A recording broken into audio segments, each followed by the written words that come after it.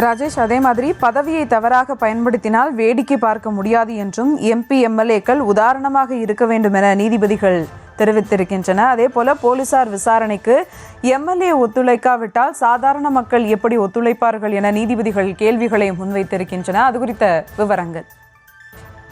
நிச்சயமாக நீதிமன்றம் பொதுவான ஒரு அறிவுறுத்தலை வழங்கி இருக்கின்றது. உங்கள் மீது எப்போது குற்றச்சாட்டு முன்வைக்கப்பட்டதோ அப்போதே நீங்களாக முன்வந்து இந்த வழக்குக்கு தேவையான ஒத்துழைப்பை கொடுத்திருக்க வேண்டும் அல்லவா? நீங்கள் ஒரு மக்கள் பிரதிநிதி, மக்களுக்கு சேவை செய்வதற்காகத்தானே மக்கள் உங்களை வாக்களித்து தேர்வு செய்திருக்கிறார்கள். 70,000 பேர் உங்களுக்கு வாக்களித்திருக்கிறார்கள் என்றால் அந்த 70,000 பேரினுடைய குரலாக நீங்கள் சட்டமன்றத்தில் பேச வேண்டும் என்பதுதான் அதற்கான பொருள் என்று குறிப்பிட்டிருக்கிறார்கள். இந்த வழக்கிலே நீங்கள் குறிப்பிடுவது போல உங்களுக்கு தொடர்பில்லை என்றாலும் உங்கள் பெயரை சில பேர் தவறாக பயன்படுத்தி இந்த குற்றத்தை ஈடுபட்டிருந்தால் அதுவும் தவறுதானே. அதை அரசினுடைய காவல்துறையினுடைய கவனத்திற்கு ஏன் கொண்டு வரவில்லை என்ற ரீதியிலே நீதிபதி தற்போது கேள்வி எழுப்பியிருக்கின்றார். இந்த ஆள்கடத்தல் விவகாரம் என்பது கடந்த 2 நாட்களாக தமிழகத்தில் குறிப்பாக வட மாவட்டங்களில் பெரும் பரபரப்பை ஏற்படுத்தியிருக்கின்றது. காரணம், புரட்சி பாரதம் என்ற இந்த கட்சி வட மாவட்டங்களிலே செல்வாக்காக இருக்கக்கூடிய கட்சி. குறிப்பாக அவரது அண்ணன் இருக்கும் போது மிக தீவிரமாக இருந்த கட்சி. தற்போதும் கூட திருவள்ளூர், காஞ்சிபுரம், வேலூர், கிருஷ்ணகிரி உள்ளிட்ட இந்த வட மாவட்டங்களிலே ஜெகன்மூர்த்தி அவர்களுடைய புரட்சி பாரதம் கட்சி வலுவாக பல இடங்களில் இருக்கின்றது. அந்த கட்சியினுடைய தீவிர ஆதரவாளர்கள் செயல்பட்டு வருகின்றார்கள். எனவே இன்றைய தினம் இந்த மனுவை விசாரித்து அதன் மீது உரிய நியாயம் வேண்டும் என்று அவர்கள் நீதிமன்றத்தை நாடியிருக்கின்றார்கள். பூவை ஜெகன்மூர்த்தி, ஏடிஜிபி ஜெயராமன் ஆகிய இருவரும் நீதிமன்றத்திலே ஆஜராக வேண்டும் என காலையில் உத்தரவு பிறப்பிக்கப்பட்டிருந்தது.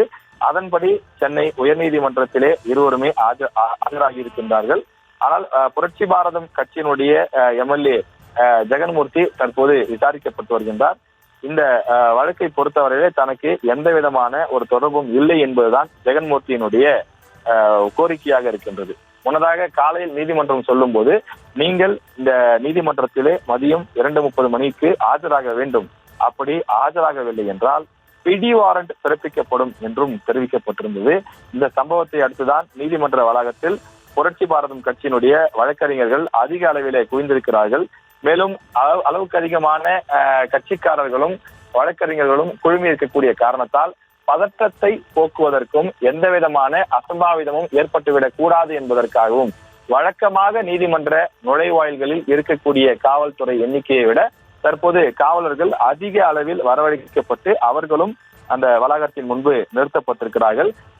இந்த வழக்குக்கு சம்பந்தம் இல்லாத நபர்கள் யாரும் நீதிமன்ற வளாகத்திற்கு உள் செல்வதற்கு அனுமதி மறுக்கப்பட்டிருக்கிறது. நீதிமன்றம் முழுவதுமே அந்த அனைத்து நுழைவாயில்களுமே உஷார்படுத்தப்பட்டிருக்கின்றது. அங்க இருக்கக்கூடிய காவலர்கள் வரக்கூடிய நபர்கள் வழக்கறிஞர்கள் தானா அல்லது வழக்கு தொடர்புடைய நபர்கள் தானா என அடையாள அட்டை அல்லது ஆவணங்களை சரிபார்த்து அதன் பின்னர் தான் உள்ளே அனுமதித்து வருகின்றார்கள். தொடர்ச்சியாக இந்த விவகாரத்தில் தனக்கு முன்ஜாமீன் வேண்டும் என்று நீதிமன்றத்தை அவர் அணுகியிருக்கின்றார்.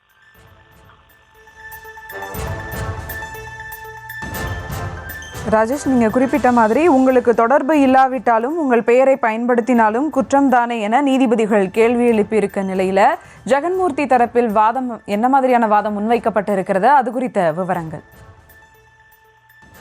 ஜெகன்மூர்த்தியிடம் நீதிபதி சரமாரியாக பல்வேறு கேள்விகளை எழுப்பியிருக்கின்றார்.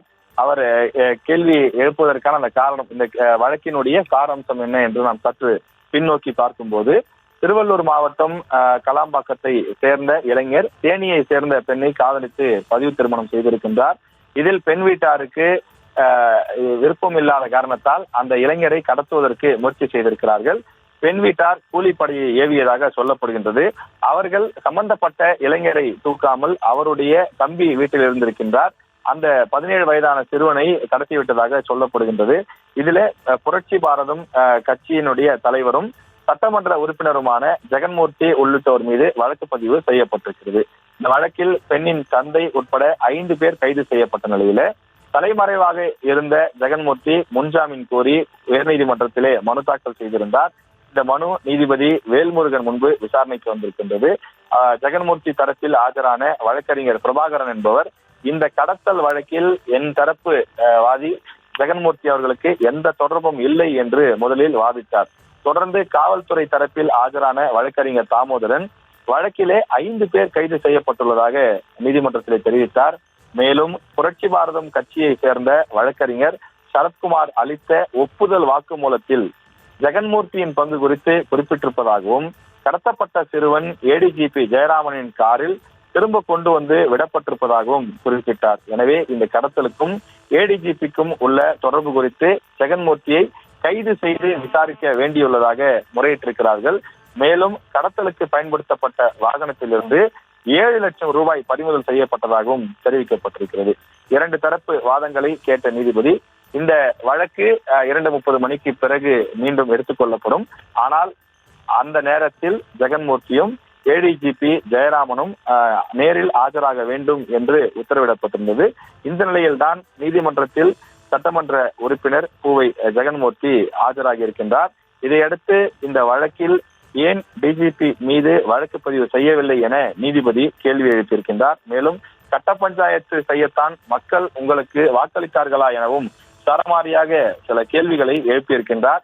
70,000 பேர் உங்களுக்கு வாக்களித்து உங்களை சட்டமன்றம் அனுப்பினார்கள் என்று சொன்னால் அவர்களது குரலாக அவர்களது தொகுதி பிரச்சனைகளைத்தான் நீங்கள் பேச வேண்டும், இப்படி கட்ட பஞ்சாயத்து செய்யக்கூடாது என்று நீதிபதி சில ஆலோசனைகளையும் சில அறிவுரைகளையும் வழங்கியிருக்கின்றார்.